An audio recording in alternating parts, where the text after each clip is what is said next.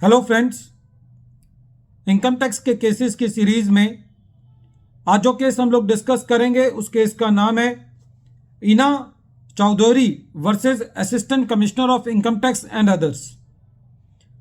ये case 455 ITR page number 284 पर report हुआ। मैटर कैलकाटा हाई कोर्ट ने डिसाइड किया और इस केस का जजमेंट 18 जनवरी 2023 को आया। फ्रेंड्स, इस केस के फैक्ट्स बहुत ही इंटरेस्टिंग हैं और ये केस सेक्शन 264 के ऊपर आधारित है। सेक्शन 264 का जो टाइटल है वो है revision of other orders. Income tax act के अंदर दो रिवीजन्स होती हैं। एक रिवीजन सेक्शन 263 के अंदर होती है जिसको डिपार्टमेंट करता है, जहां पर कमिश्नर ऑफ इनकम टैक्स को यह लगता है कि असेसिंग ऑफिसर ने कोई ऑर्डर जो पास किया, यदि वो इरोनियस है और prejudicial to the interest to the revenue है, तो कमिश्नर ऑफ इनकम टैक्स उस ऑर्डर का रिवीजन कर सकता है। इसी तरीके से एसएससी के पास ये राइट होता है कि यदि एसएससी को ये लगता है कि कोई असेसिंग ऑफिसर ने कोई ऑर्डर पास किया है और वो ऑर्डर इरोनियस है, तो एसएससी सेक्शन 264 के अंदर उसकी रिवीजन के लिए जा सकता है। लेकिन यदि एक बार एसएससी सेक्शन 264 के अंदर रिवीजन के लिए चला जाता है तो वो उसके लिए आखिरी स्टेप होता है।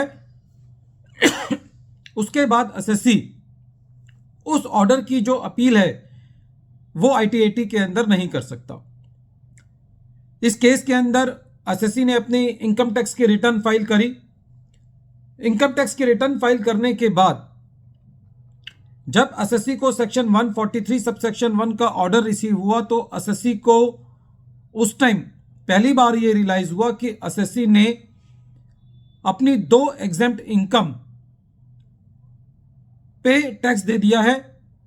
और जब एसएससी को अपनी गलती का एहसास हुआ तो उस वक्त तक एसएससी के पास अपनी रिवाइज रिटर्न करने का समय निकल चुका था। इस केस के अंदर एसएससी ने अपनी रिटर्न बिलेटेड रिटर्न फाइल की थी। मायना यह कि एसएससी ने अपनी रिटर्न ड्यू डेट पर फाइल नहीं की थी, बिलेटेड रिटर्न फाइल की थी। हालांकि यदि एसएससी के पास रिवाइज रिटर्न करने का टाइम होता, रिटर्न को रिवाइज करने का टाइम होता, तो एसएससी अपनी बिलेटेड रिटर्न को भी रिवाइज कर सकता था। लेकिन एसएससी के पास अपनी रिटर्न को रिवाइज करने का टाइम निकल चुका था। एसएससी ने सीआईटी अपील के पास जाने की बजाय सेक्शन 264 के अंदर रिवीजन की एप्लीकेशन लगाई। जब ये एप्लीकेशन सीआईटी के पास गई तो सीआईटी का ये कहना था कि जो सेक्शन 143 सबसेक्शन 1 का जो ऑर्डर है वो इरोनियस नहीं है, इसलिए एसएससी सेक्शन 264 के अंदर नहीं आ सकता। इसके अलावा सीआईटी ने गटसे इंडिया लिमिटेड का जो केस है उसको भी मिस इंटरप्रीट किया। सुप्रीम कोर्ट का जो जजमेंट है गटसे इंडिया लिमिटेड, वो ये कहता है कि यदि एसएससी ने कोई फ्रेश क्लेम करना है तो या तो एसएससी वो रिवाइज रिटर्न के थ्रू कर सकता है या किसी एपेलेट अथॉरिटी के पास कर सकता है। जो गटसे इंडिया लिमिटेड का केस है वो असेसिंग ऑफिसर पर लागू है, वो सीआईटी के लिए लागू नहीं है। जब सीआईटी ने 264 की रिवीजन की एप्लीकेशन को रिजेक्ट कर दिया और एसएससी उस रिजेक्शन के अगेंस्ट रिट कोर्ट में गया, तो हाई कोर्ट का यह कहना था कि जो सीआईटी है उसने गटसे इंडिया लिमिटेड के केस को मिस इंटरप्रीट किया है और सीआईटी और असेसिंग ऑफिसर की जुरिस्डिक्शन को सेम समझा है। जो गटसे इंडिया लिमिटेड का केस है वो असेसिंग ऑफिसर पर लागू होता है कि यदि एसएससी कोई फ्रेश क्लेम लेना चाहता है जो कि उसने अपनी रिटर्न में नहीं लिया, तो वो या तो उसको रिवाइज रिटर्न के थ्रू ले सकता है या किसी एपेलेट अथॉरिटी के पास ले सकता है, जैसे कि सीआईटी अपील या आईटीएटी। लेकिन सीआईटी ने इस केस में एसएससी की सेक्शन 264 के अंदर एसएससी को रिलीफ नहीं दिया। जब यह मैटर हाईकोर्ट ने अपनी रिट पिटीशन के अंदर सुना, एसएससी की रिट पिटीशन के अंदर सुना, तो हाईकोर्ट का यह कहना था कि जो सीआईटी ने एसएससी की 264 की एप्लीकेशन रिजेक्ट की है वो ठीक नहीं है।